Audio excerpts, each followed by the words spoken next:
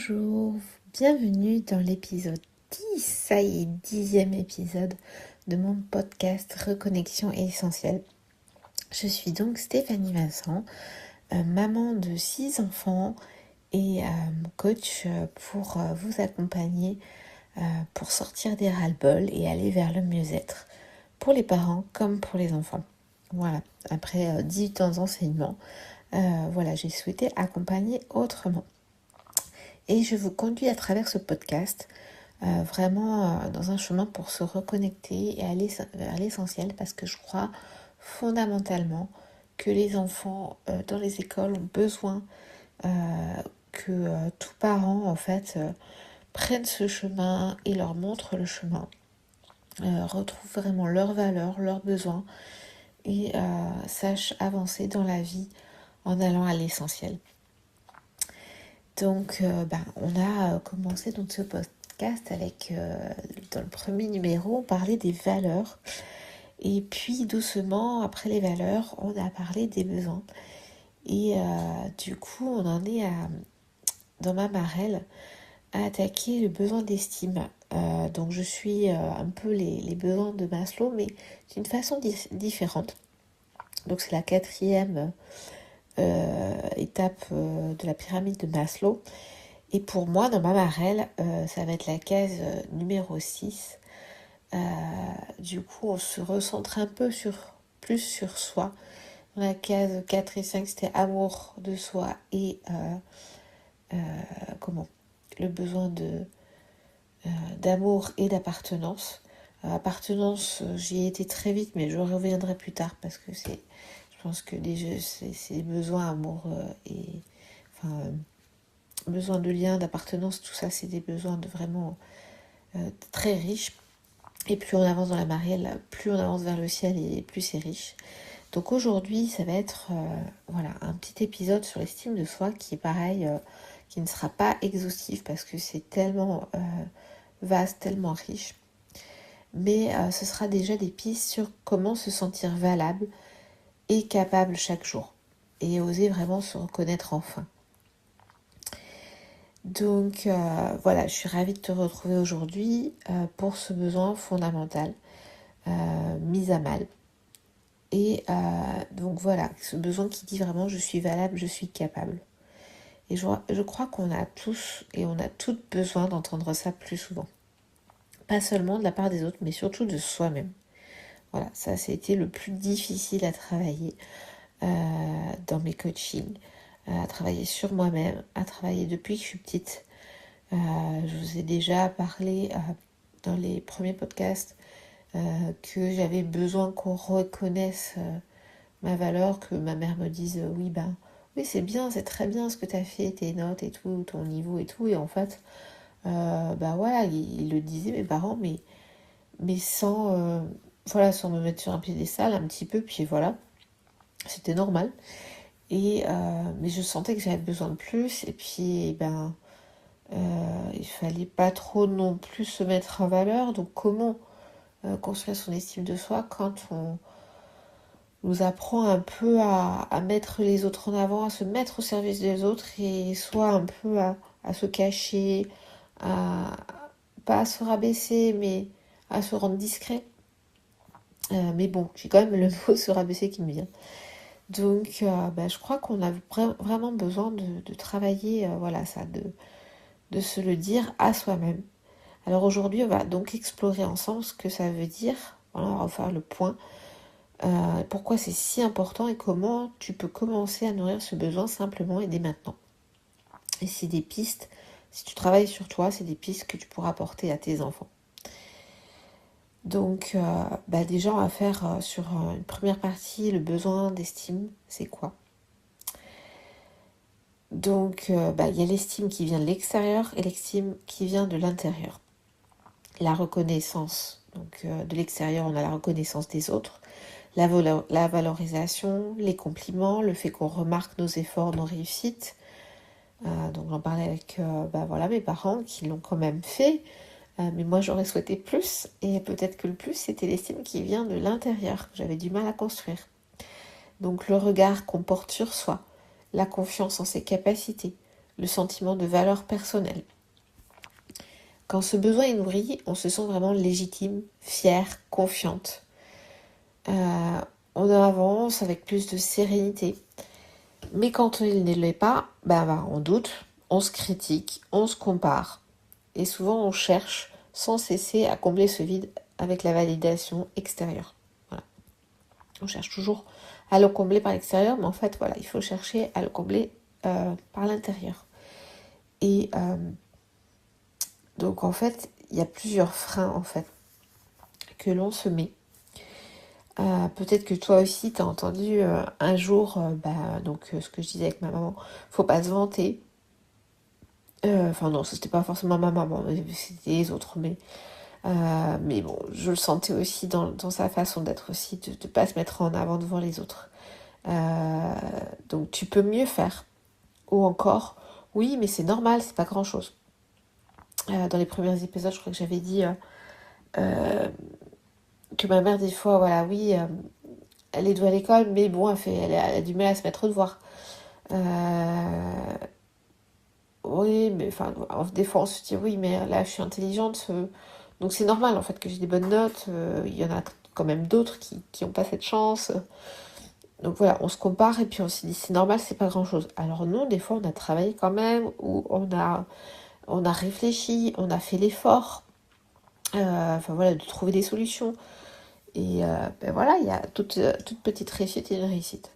Donc en fait, on apprend en fait doucement à minimiser, à regarder ce qui manque plutôt que ce qui est déjà là. Et à force de se comparer aux autres, on finit par se sentir toujours moins qu'eux, ou pas assez. Voilà. Et moi, c'est aussi par mimétisme, de mes parents. Et pourtant, je sais qu'ils ont donné aux autres, qu'ils ont plein de qualités et tout ça, mais bon, voilà, on est des éponges quand on est enfant et on se construit aussi comme ça. Donc les freins, donc ça va être des petites phrases comme ça, le fait on n'a pas le droit de se vanter, on n'a pas le droit de dire ce qu'on sait faire, de mettre en valeur nos capacités, nos dons. Après, si on est croyant, ou si on peut dire soit Dieu, soit la vie nous a donné ces dons-là, on n'est pas obligé non plus d'étaler un peu, ouais, je suis trop chanceux et tout, mais quand même d'apprendre à, juste un petit peu, juste reconnaître ses talents. Reconnaître que là on a fait ce qu'on pouvait et puis tu peux mieux faire. Non, là c'était selon mes capacités du moment, c'était le mieux. Des fois je suis capable de faire mieux parce que je suis moins fatiguée, des fois je suis moins distraite, des fois il y a moins de travail, il y a moins de soucis au travail, donc je suis plus performante.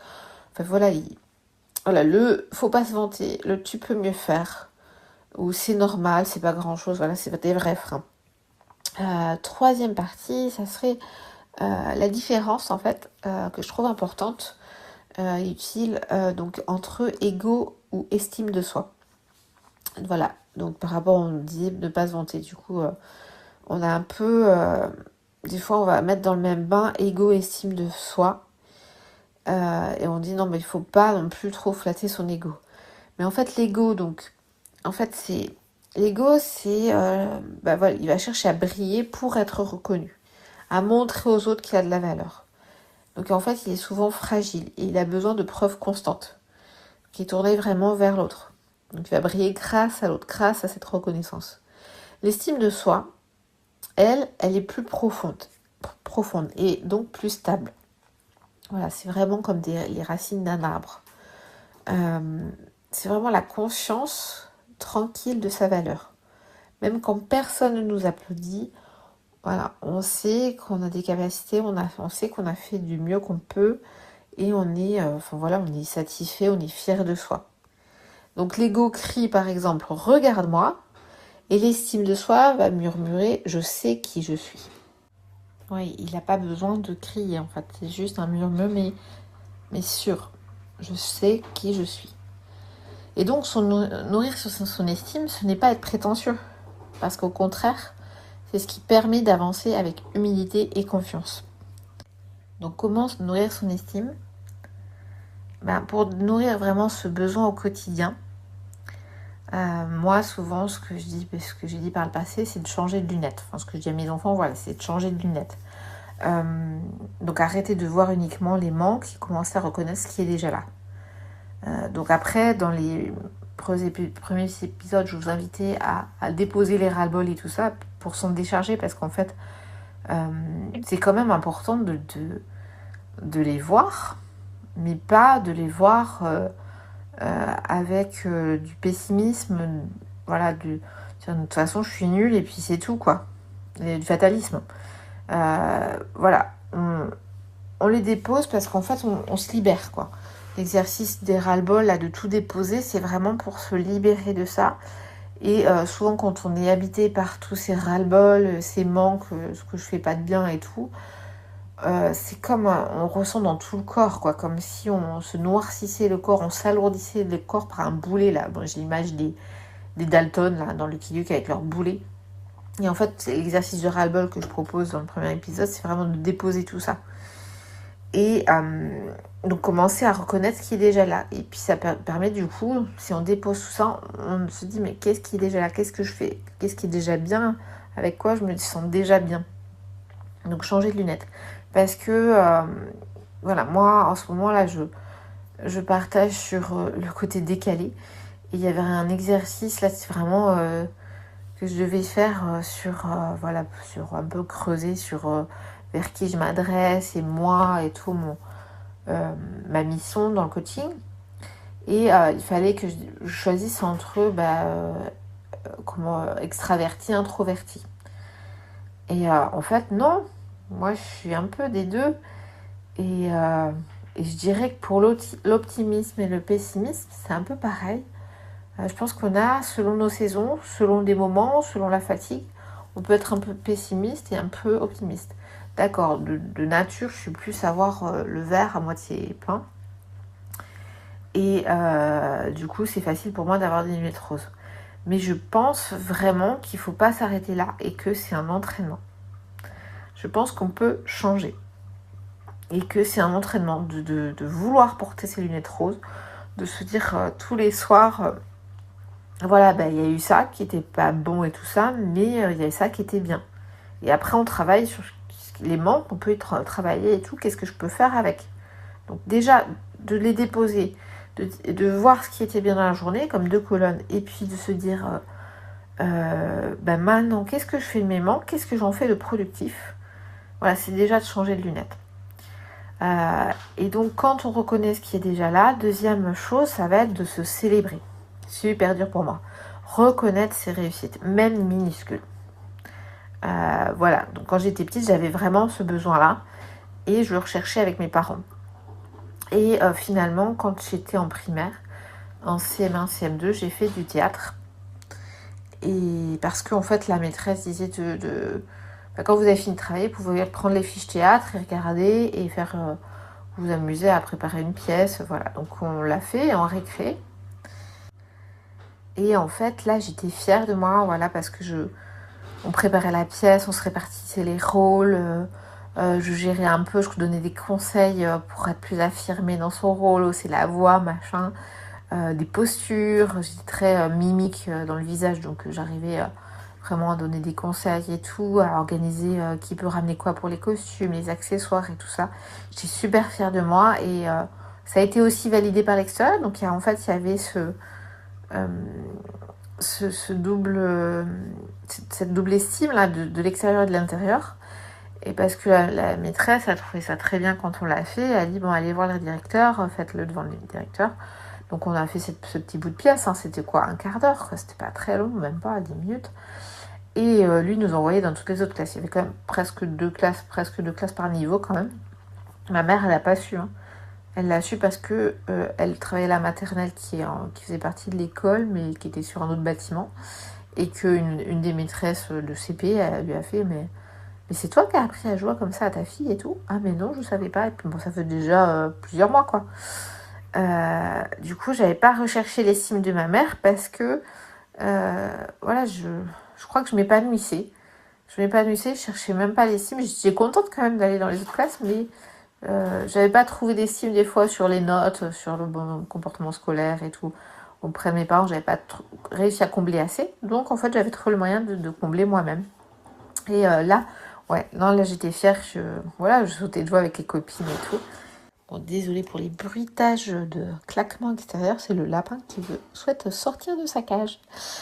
Voilà, j'ai 6 enfants et un lapin. En fait, maintenant j'ai du mal à célébrer. Voilà, quand j'ai fait quelque chose et tout, je suis contente et tout, et puis vite je me restreins. Mais voilà, j'ai appris à célébrer en m'accordant un petit truc à manger quand les enfants sont à l'école, le mari n'est pas là, je m'accorde un bon petit truc à manger, une petite pâtisserie ou un bon petit plat. Je suis pas encore allée jusqu'au resto, mais voilà, c'est dans l'idée où me prendre un temps pour moi, la salle de bain, me faire un soin et tout. Alors que ça pourrait être du temps productif pour travailler seul ou faire le ménage et tout. Ben non, je prends ce temps et puis c'est un temps de célébration ou un bouquet de fleurs et puis voilà, je décore. J'apprends à me parler le langage de l'amour des cadeaux du coup, mais à moi-même pour célébrer. Mais vraiment une célébration consciente. Et voilà, et ça change tout parce qu'en fait, du coup, on a envie de continuer en fait. On se donne de l'élan à soi-même. Troisième chose pour nourrir son estime, après changer de lunettes et se célébrer, c'est vraiment se parler comme à une amie. Voilà. Sortir tous les mots difficiles, t'es nul, t'aurais pu faire mieux, non mais c'est normal, par des mots vraiment se parler avec douceur, respect, encouragement. Moi, ça m'arrive des fois de me parler toute seule, mais de me dire allez, go, go, go, ouais, chouette, c'est super ce que t'as fait et tout. Allez, patience, t'es capable, tu vas y arriver. Ou écoute-toi, enfin, puis même des mots dans la tête, hein. Écoute-toi, là, t'as besoin de repos, quel est ton besoin? Oh là là, attention, tu craques là, quel est ton besoin? Des petites phrases comme ça. Alors, du coup, l'astuce, ça serait, voilà, peut-être de se mettre peut-être des petits rappels dans le téléphone qui sonnent et puis qui disent voilà, et toi, comment tu vas? T'as respecté tes besoins? Enfin, voilà, une petite idée par-ci, par-là. Et que voilà, des petits messages à soi-même. Et surtout aussi, voilà, c'est se regarder dans tout ça, c'est se regarder vraiment avec bienveillance. On rejoint du coup finalement les marches qui sont avant sur le besoin de lien et d'appartenance, mais le besoin d'amour en fait. Et là en fait on se ressent vraiment sur soi, sur s'aimer soi-même en fait, et ça va nourrir notre estime. Et ça va nous donner de l'élan en fait. Ça va nous donner de l'élan et puis ça nous permettra d'aller sur les prochaines marches de la marelle. Et j'aime bien la citation d'Oscar Wilde qui dit « S'aimer soi-même est le début d'une histoire d'amour qui durera toute une vie. » S'aimer soi-même est le début d'une histoire d'amour qui durera toute une vie.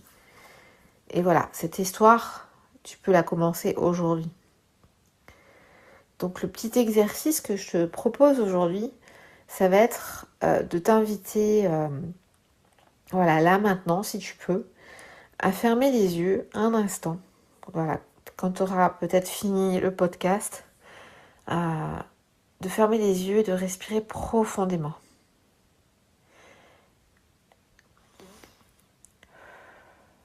Et pose-toi cette question. Quelle est une réussite personnelle que je peux reconnaître aujourd'hui? Quelle est une de mes réussites personnelles que je peux reconnaître aujourd'hui?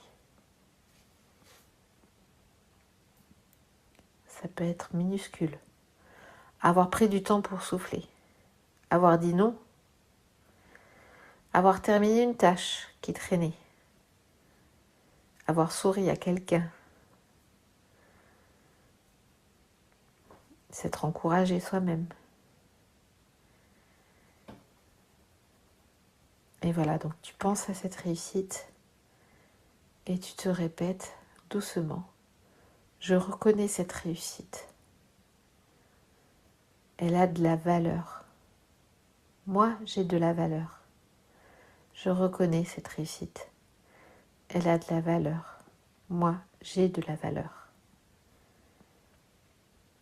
Voilà, je t'invite à écrire cette petite question et ces petites phrases et voilà, à te les ressortir comme un bilan de journée de temps en temps. Voilà, nourrir son estime, ce n'est pas attendre le grand exploit, c'est pas attendre que voilà, tu aies réussi à désencombrer toute la maison parce que sinon, voilà, ça ferait 3-4 ans que je me noierais dans mon désespoir. Ce n'est pas avoir fini un grand projet pour le travail. Ce n'est pas avoir passé un super temps, une super sortie avec tes enfants. Enfin voilà, c'est pas un grand exploit. C'est poser chaque jour une petite pierre, une reconnaissance, un regard bienveillant. Et c'est là que tu construis ta maison de l'estime de soi. Petite pierre après petite pierre. Parce que tu es valable, parce que tu es capable, parce que tu as de la valeur, déjà, simplement en étant toi. Merci vraiment d'avoir écouté cet épisode. Ça me touche particulièrement parce que je pense que c'est un chemin qu'on n'a jamais fini et qu'on est tous en train de construire sa maison jusqu'à la fin de sa vie et de l'entretenir. Donc si tu veux prolonger l'expérience, tu peux me partager ta petite réussite du jour si tu le souhaites. J'aimerais bien la lire. Voilà, soit par Insta, soit par mail.